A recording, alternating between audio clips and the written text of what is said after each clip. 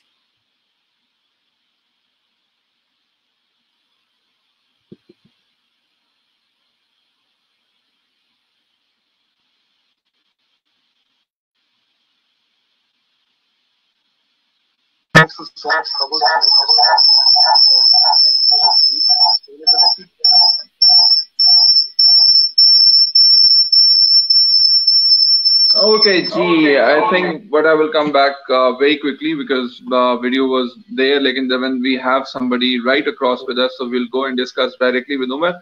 Umar, first of all, मुझे बताइए, you have studied in UK, you have lived there in UK as well. Very first question, why did you come back to Pakistan and what made you come back and start over the business in Pakistan? अच्छा, बड़ी सीधी सी बात है कि UK में आप young होते हो, आपका वापस आने पे तो दिल नहीं होता. I was having a very good time और फिर उसके बाद ये हुआ कि my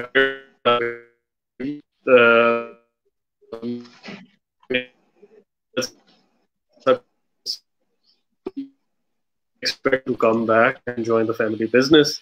तो वो यही होता है कि फिर मैं वापस आ गया back in 2013. हालांकि मैं 2011 में ग्रेजुएट हुआ था, तो 2 साल में वैसे ही छोटी मोटी जॉब्स वगैरह कर रहा था.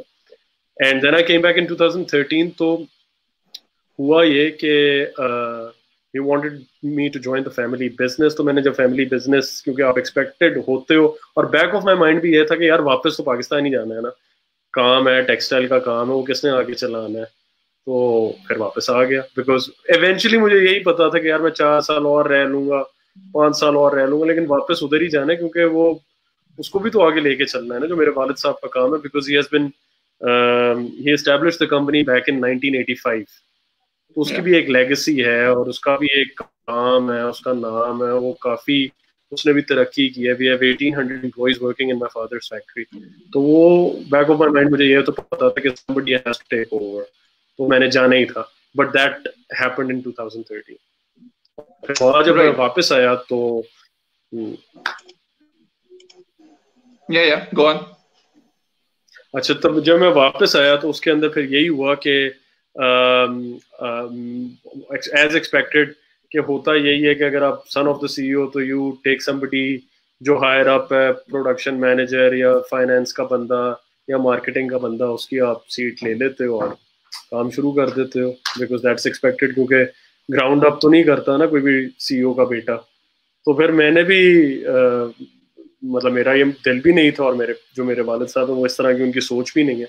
उन्होंने मुझे यही कहा कि यार तूने you have to work your way up, और तुमने नीचे से शुरू करना, लेकिन तू किसी भी डिपार्टमेंट में जाके काम शुरू कर सकता है। तूने फाइनेंस में जाना तो फाइनेंस में जा, but you have to do the dirty work and go.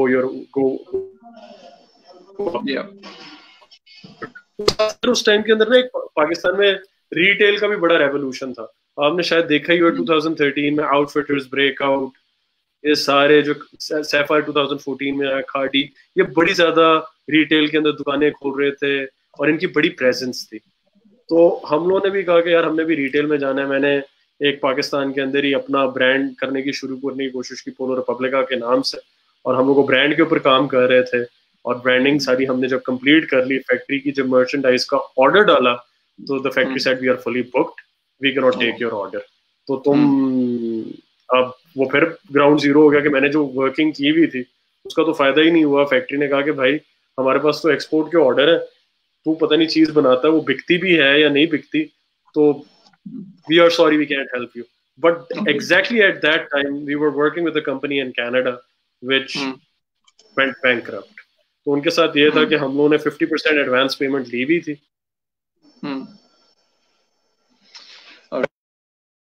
Umar will connect back again shortly as well.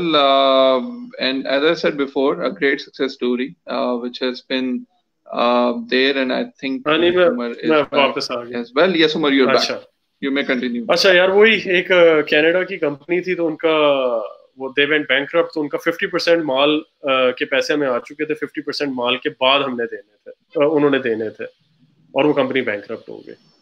तो we had 100% of the finished goods and 50% of the payment, लेकिन वो उस गारमेंट के ऊपर यूनिवर्सिटी ऑफ टोरंटो या different Canada की colleges वगैरह की प्रिंटिंग हुई भी थी। तो we couldn't sell it to anyone। कोई रेलेवेंट बंदा होएगा तो ही उसको बेच सकते थे ना, और पीछे उनके लेबल्स लगे हुए थे और उनके टैग्स लगे हुए थे हर जगह।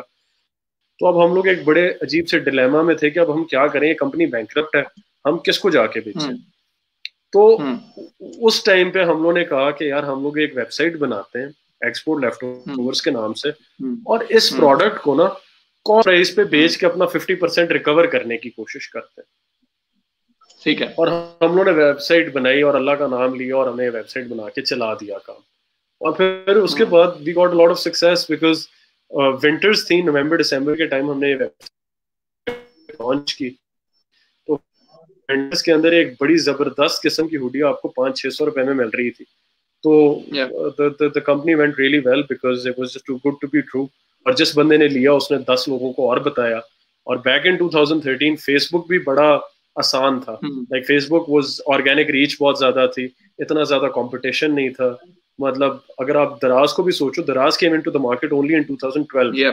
तो दराज से हम 1 साल बाद ही आए। तो कंपटीशन भी इस तरह नहीं था। अब तो आप देखें, अगर आप फेसबुक पे जाते हैं, there are so many brands, there are so many people coming in. तब मतलब खाड़ी ऑनलाइन नहीं था, आउटफिटर्स ऑनलाइन नहीं था, तो ऑनलाइन स्पेस में लोग बहुत थोड़े थे, जिसकी वजह से हमें एज मिल गया और हम लोग इसको बड़ी तेजी से एक्सेलरेट कर सके। अच्छा, मैं I'll jump in the questions in between as well. जब इनिशियली आपने स्टार्ट किया, so I will say कि it's sort of a makeshift arrangement, या मैं आपको कहूँगा कि you were in the middle of arrangement to resolve the issue. उस time did you ever thought you will make it this large as it is right now? It's a brand right now. I've been watching videos, students from LUMS are buying it. Everybody is astonished with the price. कभी सोचा था कि it will become this big? नहीं यार, जब मैं आपको बड़ी एक छोटी सी एग्जांपल देता हूँ। जब मैं यूनिवर्सिटी मतलब जब मैं वापस आया तो मुझे तो कभी जिंदगी में काम किया हुआ ही नहीं था। तो मैं तो कहता था कि मैंने 5,000 रुपए की सेल कर ली ना दिन की, तो I will be a happy man. मतलब मैंने बड़ा जिंदगी में कुछ अचीव कर लिया अगर मैं 5,000 रुपए की सेल करूंगा।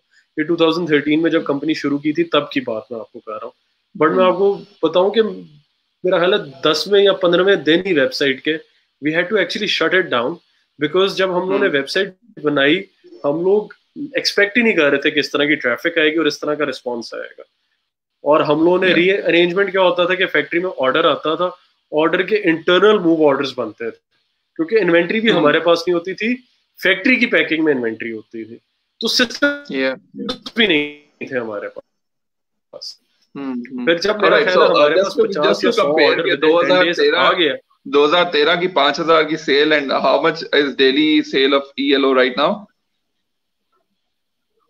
यार अभी की तो मैं आपको डिस्क्लोज नहीं कर सकता, but it's quite a lot, it's in millions. तो वो तो हम लोग बहुत, आप एक पुराने सफर की बात कर रहे हैं, बट मैं ये कहूंगा कि हम लोग पहले दूसरे महीने के अंदर ही we were doing 100,000 rupees a day. जब हम लोगों ने 100,000 रुपीज अ डे कर लिया तो फिर हम लोगों ने तब ही इसको सीरियस लिया था, तब मतलब people started getting involved. Your story is almost a mini Mark Zuckerberg story. You started off alone. तो क्या कोई टीम भी थी साथ में? There were people with you who are still there, या कोई like-minded लोग उठाए, या फिर वही फैमिली बिजनेस से ही लोग लिए, और या you brought youngsters coming into your business? अच्छा, मैं ये कहूंगा कि शुरू में मेरे वालिद साहब उस इन्वॉल्व के, उन्होंने स्टार्टअप के अंदर ना, उन्होंने कहा उमर ये मैंने शॉपिफाई के बारे में पढ़ा, तो शॉपिफाई पे स्टोर बना। लेकिन initially there was me and then there was another merchandiser जो हमारे ब्रांड के लिए काम नहीं कर रहा था, जो मैंने आपको शुरू में बताया था कि हम एक ब्रांड के ऊपर काम कर रहे थे, पोलर रिपब्लिक का।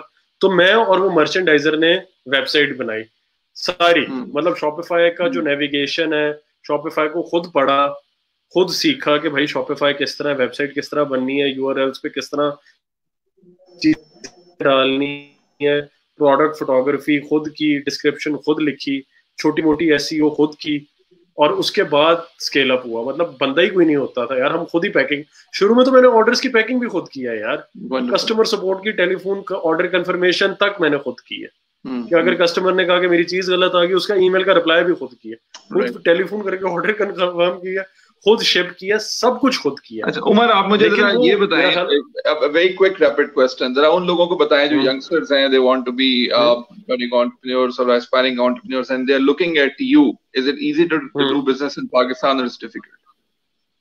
यार इजी तो मेरा ख्याल है दुनिया में कहीं नहीं है, लेकिन पाकिस्तान में जरा और मुश्किल है, क्योंकि पाकिस्तान के अंदर मुझे एक और चीज भी बड़ी लगती है कि पाकिस्तान में शॉर्टकट वाला बड़ा सीन है, कि वो मार्क जकरबर्ग को देखता हूँ, कहता हूँ रातों रात अमीर हो गया। तो शॉर्टकट अमीर बनने का बड़ा, या शॉर्टकट सक्सेसफुल होने का बड़ा एक हम लोगों को होता है कि हर बंदा ना बड़ा सक्सेसफुल बड़ी जल्दी हो जाता है, लेकिन यार बहुत मेहनत करनी पड़ती है। और हम लोगों ने भी, जिस तरह मैं आपको बता रहा हूँ, शॉपिफाई मैंने बनाई, अच्छा मैं अगर उस टाइम पे कहता नहीं जी मैंने डेवलपर रखना और प्रोडक्ट डिस्क्रिप्शन मैंने खुद नहीं लिखनी, फोटोग्राफी मैंने खुद नहीं करनी, ये सारी चीजें मैंने खुद नहीं करनी, कस्टमर सपोर्ट की कॉल मैंने खुद नहीं करनी, तो मैं यहाँ आज ना बैठा होता। ये सारे के सारे काम मैंने खुद किए हैं, इन्वेंट्री अपडेट मैंने खुद की है, वेयर हाउस के ऊपर लेबलिंग मैंने खुद की हुई है, सारे सिस्टम्स मैंने खुद बनाए हैं। तो इसके ऊपर भी आप देखें, आप लोगों को शायद 2015-16 में पता चला हुआ है वेबसाइट का, लेकिन यार मैं तो 2013 से सुबह शाम काम किया है यार, संडे को भी काम किया, सैटरडे को भी किया, रात 12 बजे भी काम किया। शुरू में तो टेलीफोन नंबर तक कस्टमर सपोर्ट का मेरा मोबाइल नंबर होता था, और मोबाइल में मेरे कस्टमर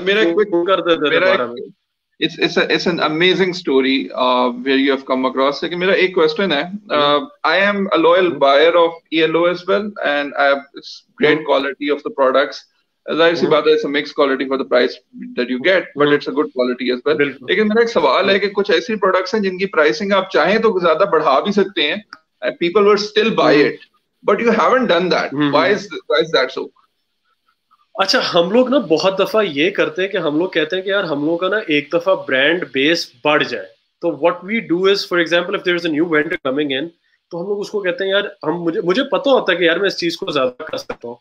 जैसे हम कॉस्मेटिक्स के ऊपर बहुत ज्यादा काम कर रहे हैं, हम पाकिस्तान में कॉस्मेटिक ब्रांड्स है, जैसे उनकी हम लोग कॉस्मेटिक्स बेच रहे हैं, तो और मुझे पता है कि वो टॉप क्वालिटी प्रोडक्ट है, या चाइना से जब हम इम्पोर्ट करते हैं हमें पता होता है टॉप क्वालिटी प्रोडक्ट है, लेकिन हम उसको ज्यादा महंगा नहीं बेचते।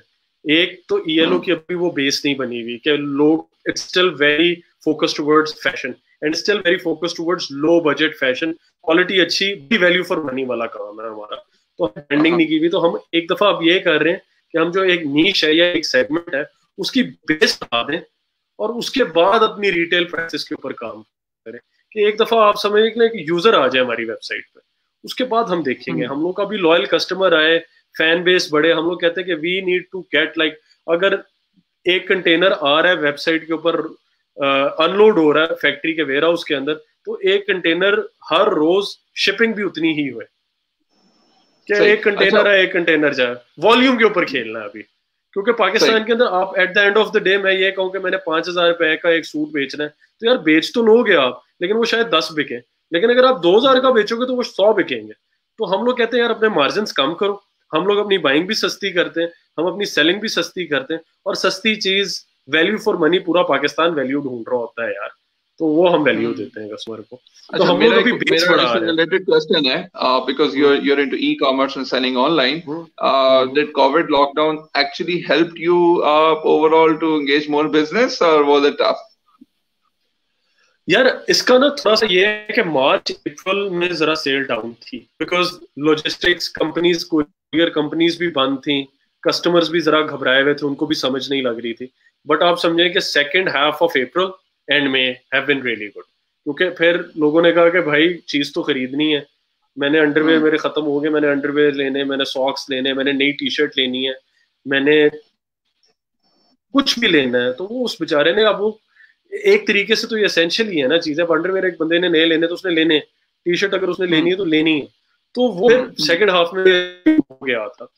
और अब लॉकडाउन की वजह से अब तो वैसे भी रमजान ईद का टाइम है, तो लोगों ने ईद की तो शॉपिंग करनी थी, तो वो टाइमिंग भी इस तरह की हो गई है कि हमें तो बूस्ट मिला है सेल के अंदर। अच्छा, you started off from this clothes or stitch clothes or Polo Republica or this related, and afterwards you came into other commodities as well. अब मैं जाता हूँ तो मुझे आपके cosmetics नजर आ रहे हैं, IT की equipment, इस तरह की चीजें भी आ गई हैं. So you have decided to diversify, and do you think it's good for the brand? अच्छा, असल में हमने इसी वजह से एक्सपोर्ट लेफ्ट ओवर से नाम भी उसका ELO कर दिया। और मैं इसकी भी एक बड़ी मजे की आपको स्टोरी सुनाऊंगा कि the way we branched out from selling primarily clothes to other stuff was कि मैं काम कर रहा था, तो मेरे एक एम्प्लॉई आया, उसने कहा कि मेरे ना किसी कजन ने एक बुक शॉप बनाई है, और उसने बुक शॉप्स बहुत ज्यादा ना मंगाई है उधर से, चाइना से स्टेशनरी मंगाई है, तो ये ना इसका तो 10-15 लाख रुपए का माल है, तो ये बेच नहीं सक रहा, तो कैन वी डू समथिंग। मैंने कहा यार पता नहीं, हमारी वेबसाइट के ऊपर तो गारमेंट्स बिकते हैं, नाम भी एक्सपोर्ट लेफ्ट ओवर्स है, ये चाइना की चीज कहाँ से हमारी वेबसाइट पे लोग पेन पेंसिलें खरीदेंगे या स्टेशनरी की चीजें खरीदेंगे। तो we took a bet and we just started selling it. और फिर जब हमने वो बेचा, हमें रिस्पॉन्स इतना अच्छा आया, तो फिर हम लोगों ने कहा कि we can actually sell anything. अगर हम कस्टमर सपोर्ट देते हैं, हम प्रोडक्ट की गारंटी देते हैं, हम क्वालिटी अच्छी मेंटेन रखते हैं, तो क्यों नहीं बिकेगी चीज।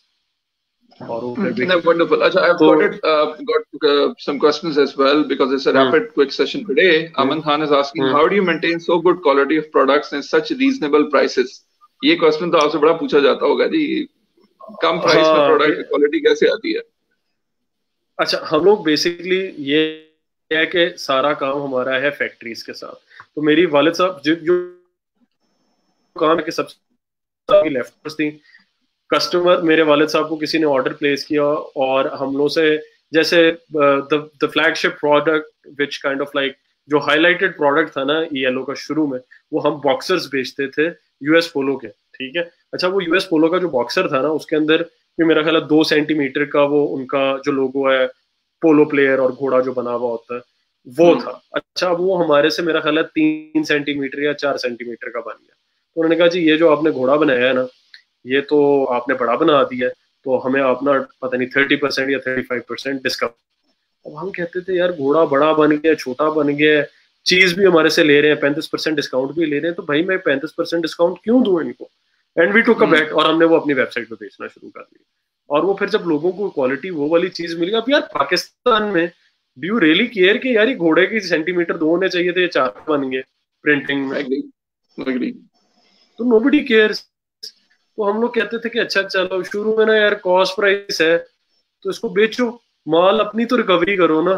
तो हम लोगों ने अभी भी यही रखा हुआ है कि यार हम लोग एक चीज अगर है कॉस्ट प्राइस 100 रुपए की, तो हम उसको अपने जो हमारे ओवरहेड्स हैं विद 10% मार्जिन करके हम लोग उसको बेचते हैं। अगर 100 रुपए की चीज है तो मैक्सिमम 140-150 में हमारे सारे कॉस्ट कवर हो जाती है, प्लस हमें 10% भी बच जाता है, तो हम 150 रुपए की वो चीज निकाल देते हैं ताकि हमारी मार्केटिंग है। वेबसाइट पे हर वक्त विजिटर आ रहा है हमारा 70 to 80,000 visitors coming in every day, and on special occasion special cells पे 1 लाख से ऊपर बंदा आता है रोज। तो यार इतने आईबॉल्स हैं, इतनी चीजें हैं, तो हम लोग तो कहते हैं वॉल्यूम मूव करो, मार्जिन कम रखो, फैक्ट्री का भी भला करो, अपना भी भला करो, क्योंकि फैक्ट्री की जब चीज आप उठा के जल्दी बेचते हो तो जो सप्लायर है उसके पास भी बड़ा कॉन्फिडेंस आ जाता है हमारे से, वो भी कहता है कि यार इन्हीं को चीज बेचनी। अच्छा, how do you see volumes बेचने वाला बंदा, of course I got your point कि वॉल्यूम के साथ you could offer better price. Umar, can you hear me now? Yeah, yes. All right, ELO in next 5 years. आ रही है आवाज आपकी? अच्छा, ELO in next 5 years is basically targeting towards some niches. जैसे हम लोगों ने एक तो इसको बिल्कुल ये करना है कि जी अमेजोन और पाकिस्तान करना है, अमेजोन की तरह अगर किसी बंदे ने व्हील चेयर भी ढूंढनी है तो वो ELO पे जाके व्हील चेयर लिखेगा, उसको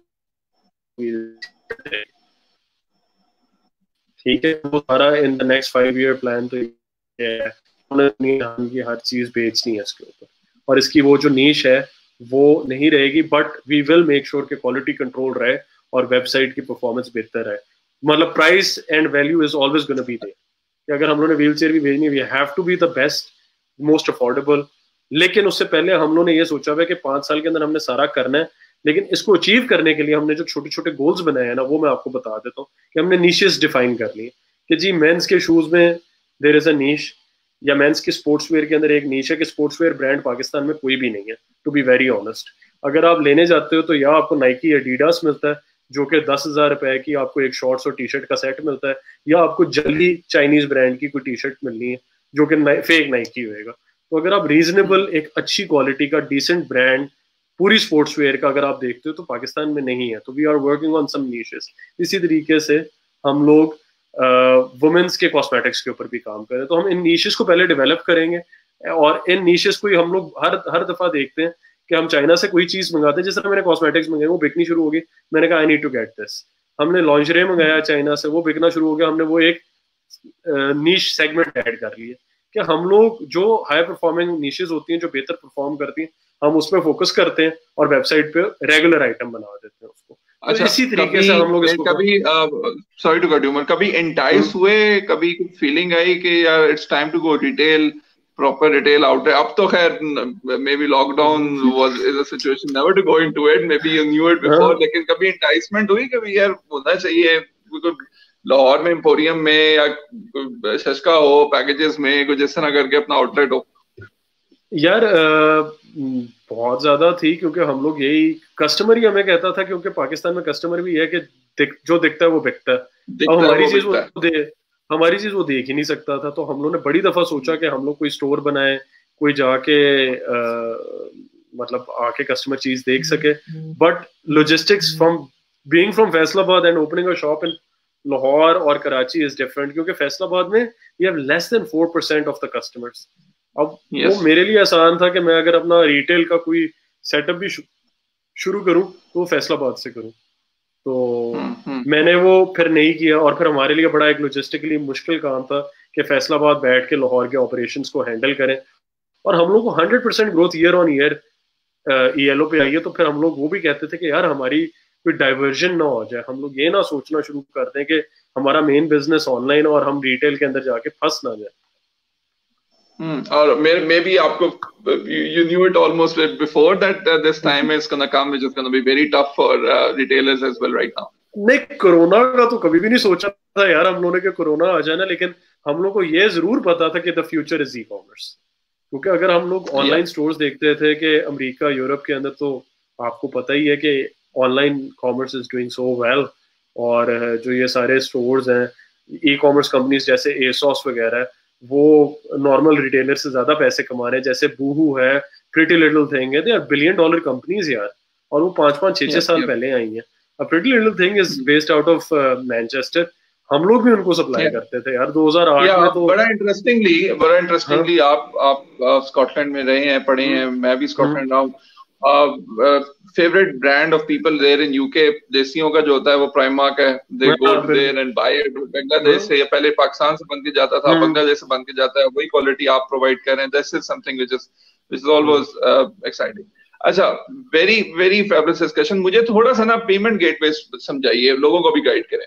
नाउ ELO की जो स्टोरी है उसमें आपने तो इनिशियली बिल्कुल कैश ऑन डिलीवरी देखा होगा। There would have been no concept of payment gateways. फिर देखा जाए तो अब ई पेमेंट गेटवेज आ गए, आपके पास PSID जनरेट करके ATM से पे करने की ऑप्शंस आ गई, सेफ हो गया। तो अभी भी अगर आप अपनी ट्रैफिक देखें, if this is not a confidential thing, how much is cash on delivery और पीपल, लोगों का ट्रस्ट डेवलप हो गया जी मैं अपना क्रेडिट कार्ड जाऊं ELO की वेबसाइट पर डालूं और मैं अपने कैश आउट कर लूं, लोग करते हैं, ट्रस्ट डेवलप हो गया? हाँ, मैं आपको इसकी छोटी सी एक स्टोरी सुना दूं कि हमारी जो पेमेंट गेटवे था, हम लोग इजी पैसा के साथ काम कर रहे थे। We work with them for 2 years।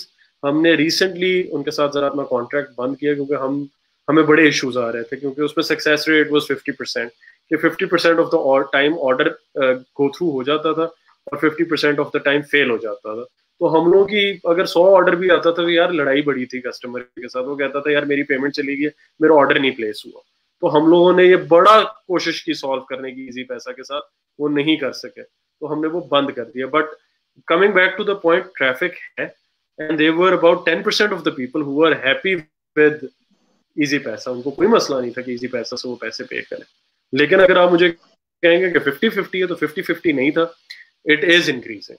E commerce के अंदर लोग पेमेंट गेटवेज पे काम कर रहे हैं। अब सेफ पे आया है, HBL कनेक्ट आया, हम लोग इनके साथ बातें चल रही हैं और हम लोग इनको ऑन बोर्ड ले रहे हैं बिकॉज दे आर, इनके सक्सेस रेट बेहतर है। तो लेकिन अभी हम लोगों ने द लास्ट 3-4 months हमने बंद किया। लेकिन अब मुझे लग रहा है क्योंकि कोरोना आया तो कॉन्टैक्टलेस डिलीवरी और पेमेंट और पैसे वगैरह इधर उधर करने से लोग गुरेज करेंगे और वो ज्यादा क्रेडिट कार्ड एक्सेप्टेबिलिटी के ऊपर काम करेंगे। मेरा तो ये ख्याल है, लेकिन unfortunately we do not have a payment platform plugged in right now. Alright, जाहिर सी बात है पेमेंट प्लेटफॉर्म के अंदर issues currently stand with the extra charges and other scenarios as well. Cash on delivery के क्या issues होते हैं, मतलब मेजर क्या प्रॉब्लम्स फेस होती हैं COD के अंदर? People refuse to take orders as well. Refusal rate कितना है? यार रिफ्यूजल रेट मेरा ख्याल है कि हम लोग का ELO के ऊपर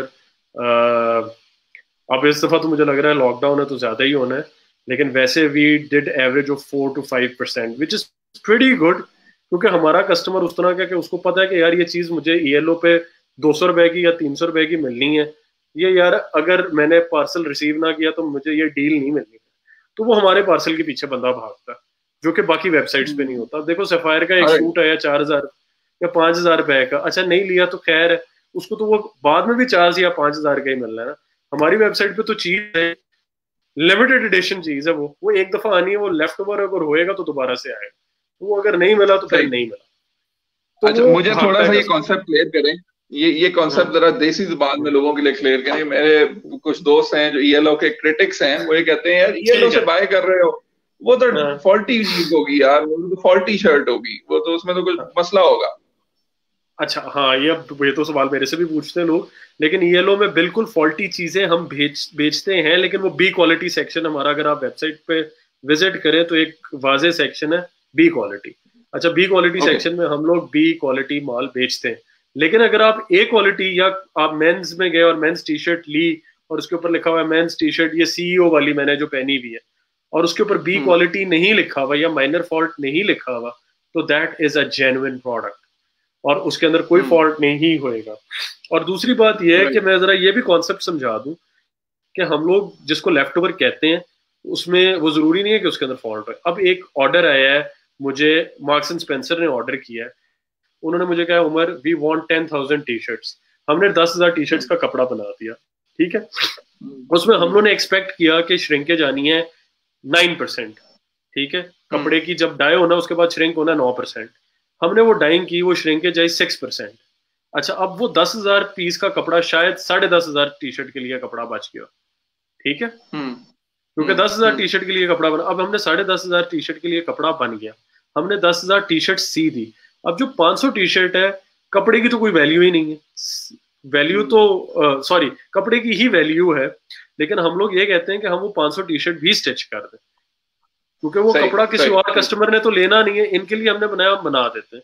फिर हमें मार्क्स एंड स्पेंसर आके कहता है कि जी मैंने तो आपको 10,000 पीस का ऑर्डर दिया था, आपने 10,500 क्यों बनाया?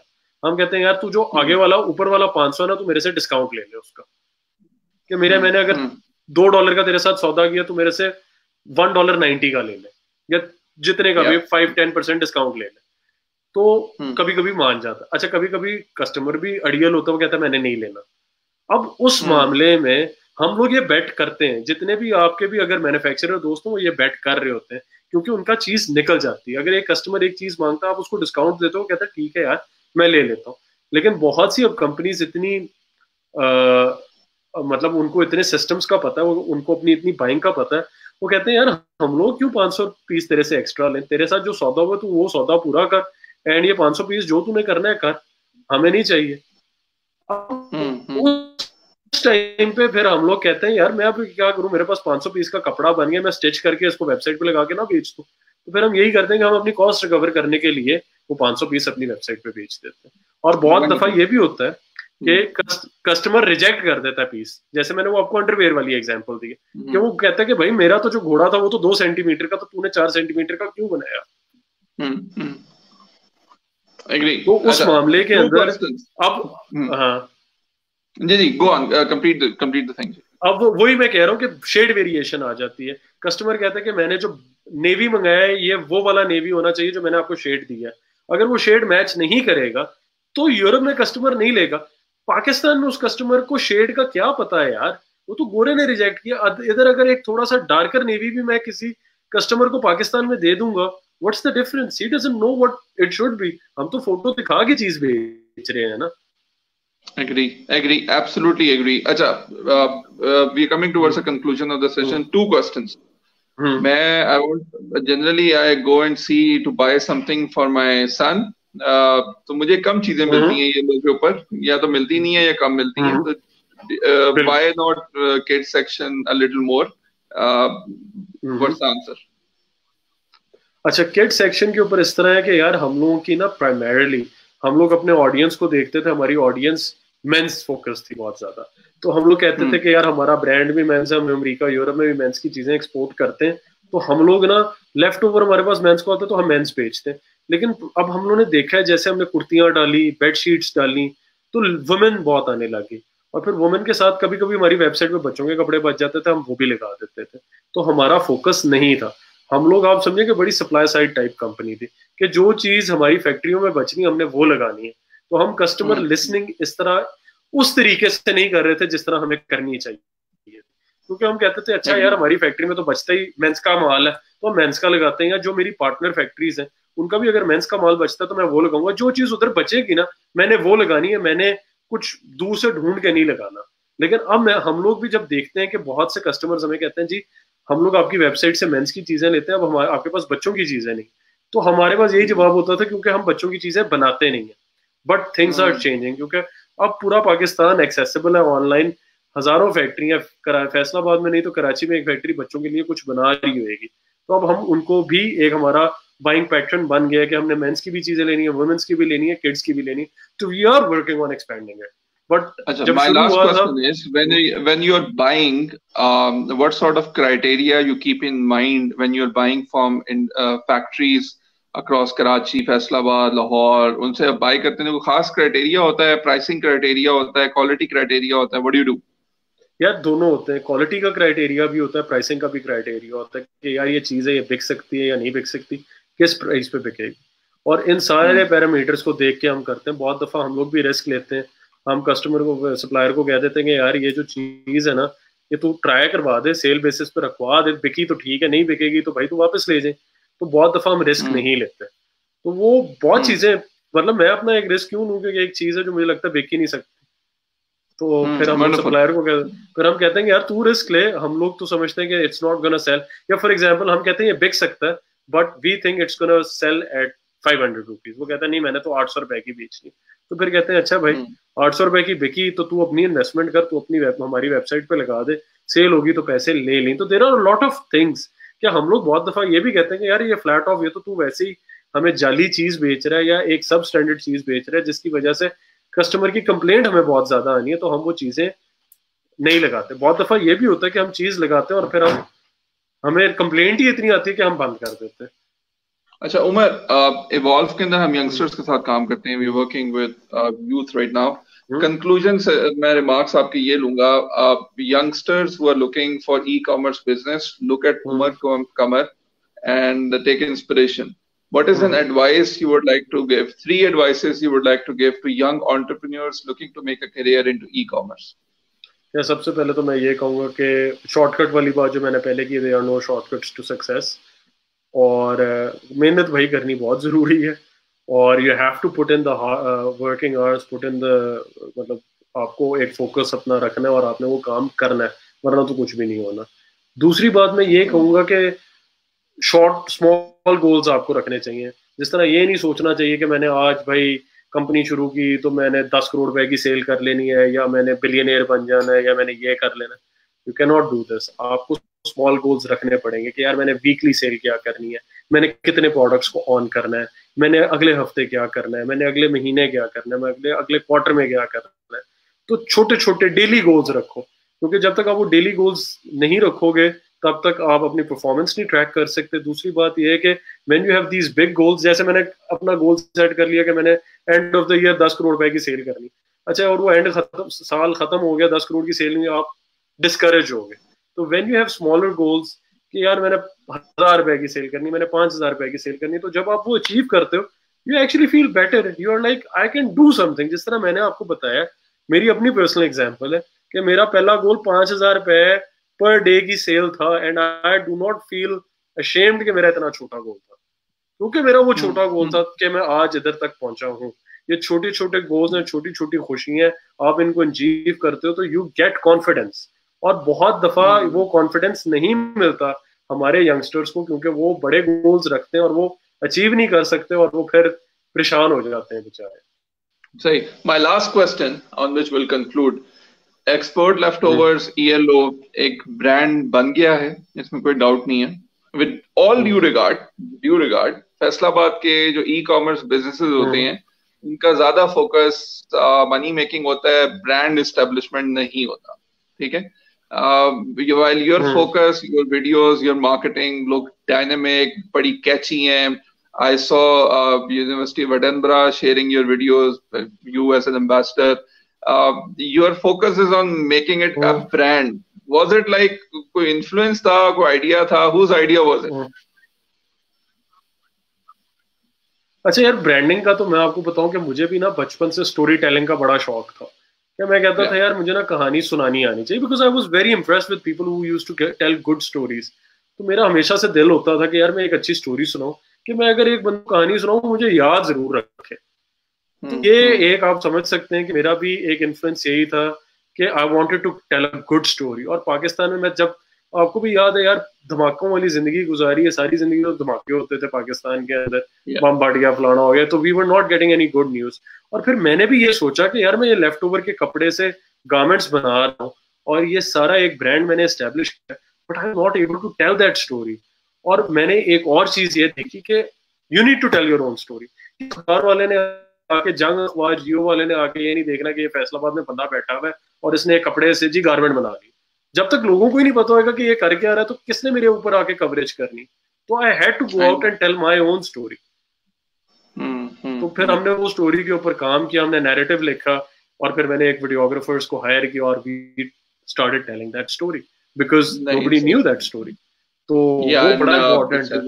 I absolutely agree that ELO definitely is a brand, and we wish you all the best. Umar, it was a pleasure talking to you. मैंने बहुत सारे सेशंस अभी होस्ट किए हैं in this whole month of Ramadan. I think it was very insightful. I would like to thank you on behalf of Team Evolve for your time today. Thank you, Ji. It was a pleasure speaking to you as well. Yeah, a wonderful story, Umar, and we wish you all the best. Thank you very much, Ji, for joining us today. Right, Ji, that was Umar Kamar. and I see all the ingredients. I would call it the e-commerce Mark Zuckerberg, Pakistani Mark Zuckerberg, and I'm pretty sure in time to come, Umar will be one of the ones who is inspiring. खास तौर पे मैं ये बात जरूर कहूँगा for all the young entrepreneurs out there, the immense talent Umar brings, the ideas that he has brought over. I think Pakistan needs more of these entrepreneurs.